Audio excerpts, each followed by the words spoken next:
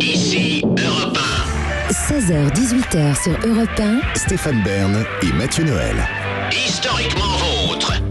Dans Historiquement Vôtre, vous le savez, on remonte durant la dernière demi-heure à ce qui fait notre quotidien, l'origine de tous ces objets de notre quotidien et le passeport en est Tout à fait. David. Je crois que je suis pas le seul à cette table, on est au moins 3 à avoir non pas un, mais plusieurs passeports. En l'occurrence, moi j'en ai 2. J'ai un passeport français, normal, il y en a comme ça. Il est bien usé, hein. Voilà, et j'ai un passeport un petit peu moins bien, qui est un passeport portugais. Voilà, il est plus neuf. Qui est ici, qui est plus neuf. Et j'avoue, je suis un petit peu fier d'en avoir 2.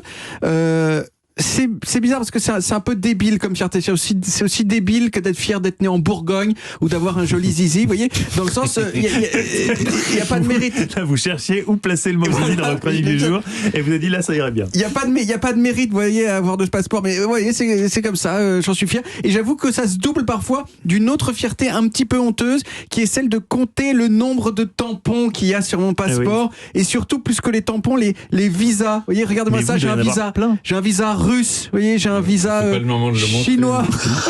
Il date d'avant. J'ai un visa cambodgien. Ça me donne l'impression, si vous voulez, d'être une sorte de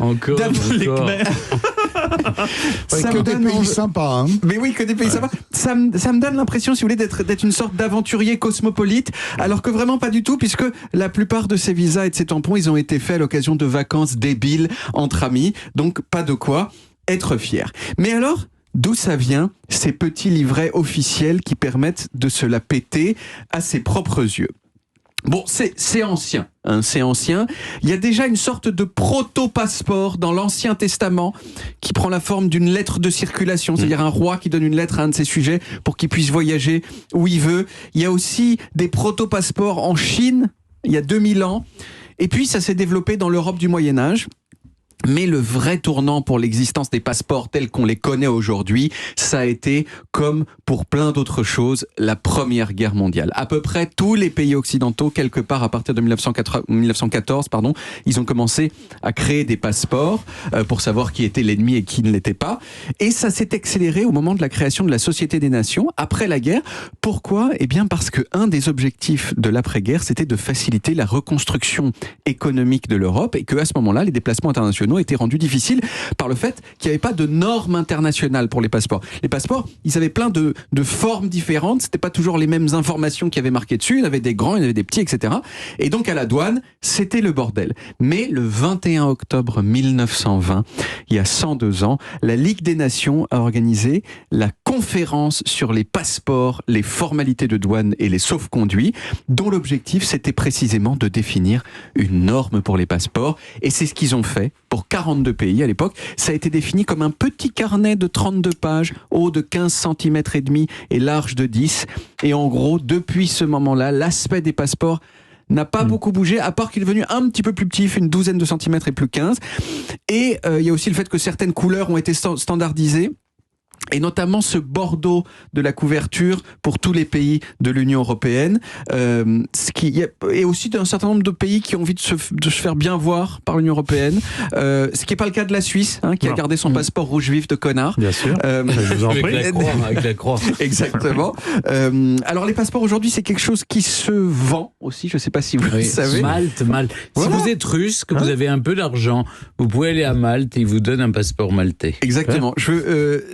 Parce que c'est ça, coûte combien ? Mais ça 120 000 euros. C'est pas illégalement que ça se vend. Non, oui. Il y a des pays dans lesquels on peut acheter la nationalité. C'est le cas effectivement de Malte. Il y a le Monténégro ou l'Égypte. Ça coûte entre quelques centaines et quelques millions d'euros. Et puis enfin, oui, mais ça peut être utile quand on veut, par exemple, un passeport de l'Union européenne. Après, on y va. Et puis enfin, il faut savoir, mais je pense que vous le savez déjà, que tous les passeports ne se valent pas. Non. Et chaque année, il y a un classement des passeports du monde qui est établi par une agence de vente de passeports, justement, qui s'appelle Henley Partners, et qui regarde le nombre de pays que la détention d'un passeport vous ouvre automatiquement sans avoir à demander un visa à l'avance. Alors, le meilleur passeport du monde, à votre avis, lequel c'est ? Monaco ? Non. Belge ? Non. C'est le Suisse parce qu'il diplomatique, c'est le passeport diplomatique. Non, disons un passeport de nationalité normale. C'est pas l'américain. C'est le passeport japonais. Qui vous ouvre 192 pays à égalité. Il est à égalité avec le passeport de Singapour. Si on prend un passeport japonais, ça va se voir qu'il y a un problème. Oui, surtout qu'en plus, ils acceptent aucun étranger, donc faut vraiment être japonais. Le passeport français, lui, il est 5e. C'est pas mal. À égalité avec les autres. À égalité avec le passeport portugais, 187 pays. Les autres passeports, je sais plus, je crois qu'il y a l'Allemagne qui est très haut. Et à votre avis, quel est le passeport le plus nul du monde? L'Afghan. Oui, c'est ça. Le passeport afghan. Excellente réponse. Le passeport libyen, il ne doit pas être très bien top non coté plus, mais le passeport afghan, c'est vraiment le pire, qui ne vous ouvre que 26 pays. Et on s'en doute bien, c'est pas les 26 meilleurs pays que ça vous ouvre. C'est des pays qui sont pour la plupart vraiment merdiques. C'est la Mauritanie, le Bangladesh, par exemple. Et le passeport nord-coréen parmi vous ouvre quel pays? Ah, faudrait que je vois ça. C'est le Je ne seul sais peut-être pas. il permet de ne pas sortir, il permet juste de voyager dans les régions de la Corée du Nord, mais pas au-dessus. Mais ceci dit, quand ça vous ouvre que 26 pays le passeport afghan, du coup ça veut dire qu'il vous faut des visas pour tous les autres, ce qui veut dire que votre passeport, quand vous êtes afghan et que vous avez le visa, il est vraiment classe. Vous voyez, vous avez des visas partout. Voilà un avantage à être Il faut voir le bon côté des choses. Quand t'es afghan, t'as rien à manger, mais au moins t'as un passeport avec plein de tampons. Et il faut qu'on vous les donne, les tampons, parce que c'est pas sûr qu'on vous les donne. C'est pas donné en plus. Parce que évidemment, le visa, il faut les payer. Un prix, pour dissuader les gens de venir. Bien sûr. Merci beaucoup, David. On retrouve les origines en podcast sur toutes les applis audio et en vidéo sur YouTube, Dailymotion et sur le site europe1.fr.